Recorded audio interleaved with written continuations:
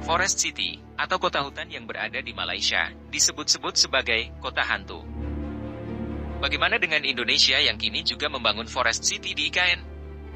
Apakah bernasib sama seperti dengan kota hutan Malaysia? Jauh dari citra yang dipasarkan, Forest City di Malaysia dikritik karena letaknya yang terpencil, sehingga mendapat julukan seperti menyeramkan dan minim tempat rekreasi. Tepi pantai yang direklamasi, kini memiliki tanda peringatan tentang buaya, kemudian terdapat taman bermain anak-anak yang sepi.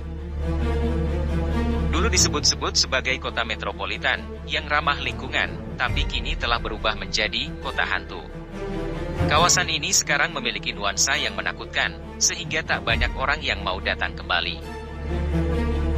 Forest City di Malaysia dibangun dengan dana 100 miliar dolar AS, atau sekitar 1.440 triliun, sedangkan untuk IKN, sekitar 466 triliun.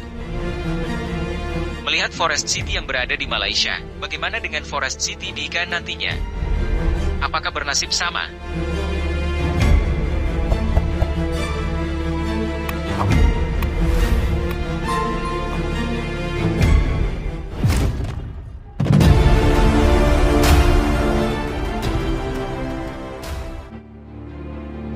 Forest City, yang terletak di Johor, ujung selatan Malaysia, yang dulu disebut-sebut sebagai kota metropolitan yang ramah lingkungan, tapi kini telah berubah menjadi kota hantu.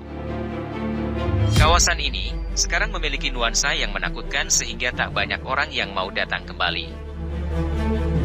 Forest City dibangun tahun 2016 sebagai bagian dari Belt and Road Initiative China, upaya infrastruktur global senilai 100 miliar dolar AS atau sekitar 1.440 triliun, sedangkan untuk IKN, rencananya sekitar 466 triliun.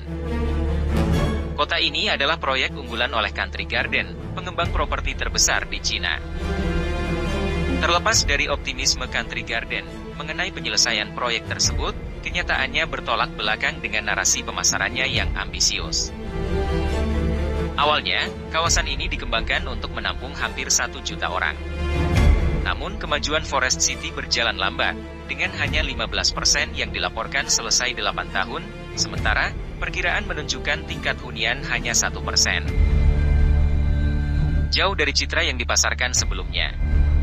Kini, Forest City dikritik karena letaknya yang terpencil, sehingga mendapat julukan seperti menyeramkan dan minim tempat rekreasi.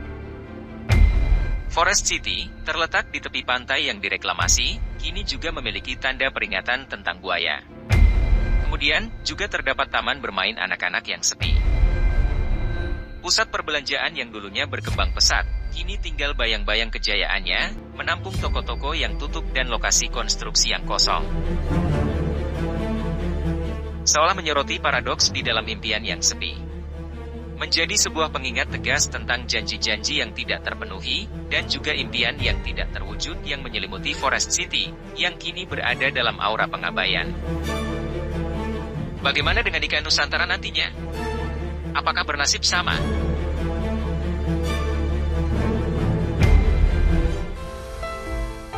Sekarang ini, pembangunan infrastruktur di ibu kota negara IKN Nusantara terus berjalan. Hingga saat ini, sudah ada ribuan tenaga kerja yang terserap di kawasan tersebut.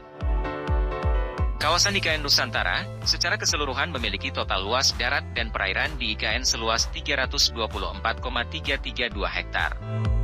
Dengan rincian area daratan 256,142 hektar, dan 68,189 hektar perairan. Sedangkan untuk area perkantoran, nantinya memiliki luas 56,180 hektar, kawasan pengembangan 199,962 hektar, dan kawasan inti pusat pemerintahan 6,671 hektar. Nantinya, ada 3 konsep perkotaan dalam prinsip dasar pembangunan IKN. Pertama, Forest City atau kota hutan didominasi oleh landscape berstruktur hutan, yang memiliki fungsi jasa ekosistem untuk menciptakan kehidupan berdampingan dengan alam. Kedua, Smart City atau kota cerdas. Dinamis, inklusif, didukung oleh masyarakat dan siap menghadapi masa depan. Kota didukung oleh teknologi sebagai akselerasi peningkatan kinerja dan kualitas kota. Ketiga, adalah kota spons. mengacu pada peningkatan peresapan, sehingga mampu mengurangi potensi banjir serta meningkatkan kualitas air. Saat ini, sudah banyak pekerjaan pembangunan yang dilakukan di IKN. Seperti jalan tol, bendungan Sepaku Semoy, Sumbu Kebangsaan, IKN, Rumah Tapak Menteri dan Gedung Istana Negara dan lapangan upacara, yang nantinya untuk perayaan upacara bendera pertama di IKN Agustus 2024. Tepatnya, yang ke-79 kemerdekaan Republik Indonesia. Yang terlihat megah dari kawasan IKN Nusantara adalah adanya burung Garuda yang sedang mengepakkan sayapnya, yang mana akan menjadi tempat Presiden berkantor. Saat ini, kantor Presiden di Ibu Kota Nusantara, IKN, sudah masuk pada tahap pemasangan bilah-bilah patung Garuda.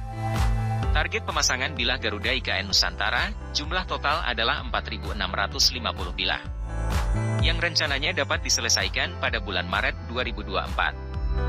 Garuda yang akan menjadi ikon bangunan tersebut akan memiliki bentangan sayap sepanjang 177 meter, dengan lengkungannya sekitar 239 meter, dan memiliki tinggi 77 meter. Dengan adanya keberadaan Istana Negara atau Istana Garuda ini, akan menjadi bangunan ikonis yang mewadahi berbagai kepentingan bangsa. Pertama-tama memang difungsikan sebagai ikon IKN di Pulau Kalimantan, tetapi lebih dari itu ia akan berfungsi sebagai magnet kawasan. Nyoman berharap Istana Garuda akan menjadi pendorong bergeraknya sektor bisnis jasa seperti pariwisata, yang kemudian mengerek bidang-bidang jasa seperti perdagangan, perhotelan, dan industri kecil. Dengan begitu, secara serempak akan terjadi pemerataan dalam pembangunan di wilayah Indonesia bagian tengah menuju timur. Budayawan, sekaligus desainer Istana Negara di IKN, Nyoman Nuarta mengeklaim, dasar desain dibuat dengan mempertimbangkan unsur ekologis yang hemat energi. Menurutnya, bilah-bilah tembaga yang disusun secara vertikal pada bagian luar gedung istana, akan menghalangi sinar matahari menerobos langsung ke dalam gedung.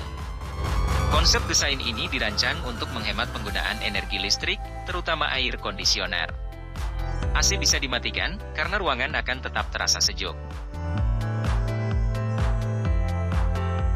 Memang, Indonesia kini tengah mewujudkan cita-cita besar untuk mengembangkan Ibu Kota Nusantara, IKN, di Kalimantan Timur sebagai sebuah kota pintar, Smart City, dengan konsep unik, yaitu Forest City.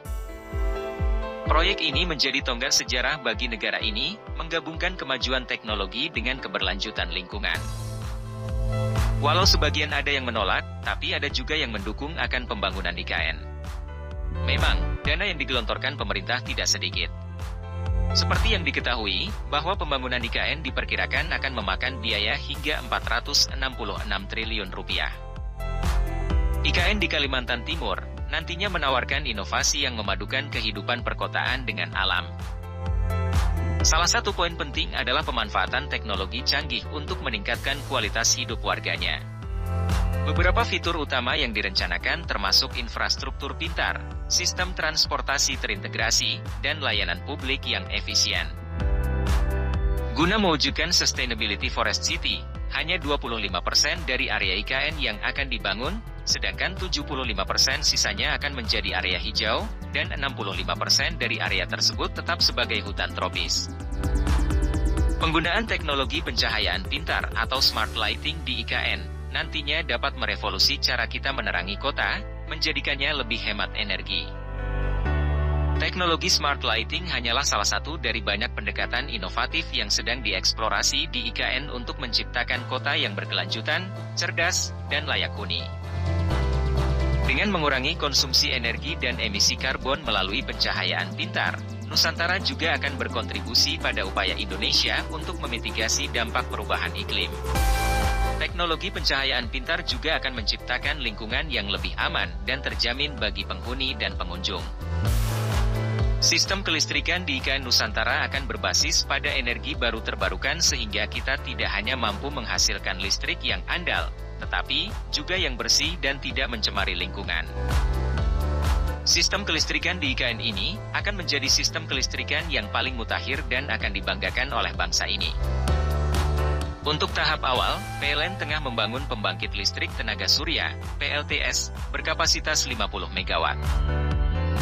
Untuk jangka panjang, PLN juga akan memaksimalkan potensi hidro yang ada di Pulau Kalimantan, khususnya yang berdekatan dengan IKN untuk menghasilkan listrik.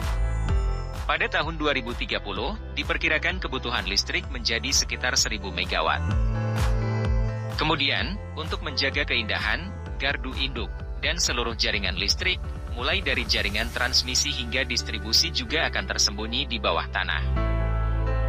IKN Nusantara yang nantinya memiliki 80% transportasi publik, membuat jarak tempuh dari satu tempat ke tempat lainnya di komplek IKN diprediksi hanya membutuhkan waktu 10 menit, sehingga dapat ditempuh dengan berjalan kaki. Sehingga IKN akan menjadi kota inklusif, terbuka, dan ramah bagi seluruh kalangan masyarakat untuk hidup berdampingan. Kemegahan kota dengan kecanggihan teknologi ini akan berada di tengah hutan. Dengan adanya ikon burung Garuda yang menggambarkan persatuan bangsa.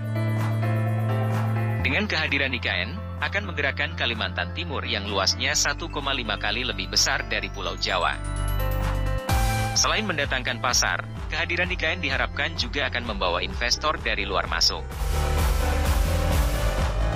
Semoga pembangunan IKN dapat terwujud sesuai harapan. Untuk mewujudkan IKN menjadi kota pintar dengan berbagai kecanggihan. Semoga IKN bisa terwujud sesuai harapan. Tidak menjadi kota hutan seperti yang berada di Malaysia. Mengingat pembangunan IKN sudah menelan banyak biaya. Harapan, menjadi kota pintar yang menjadi percontohan dunia. Subscribe, like dan komen bila ada kritik saran.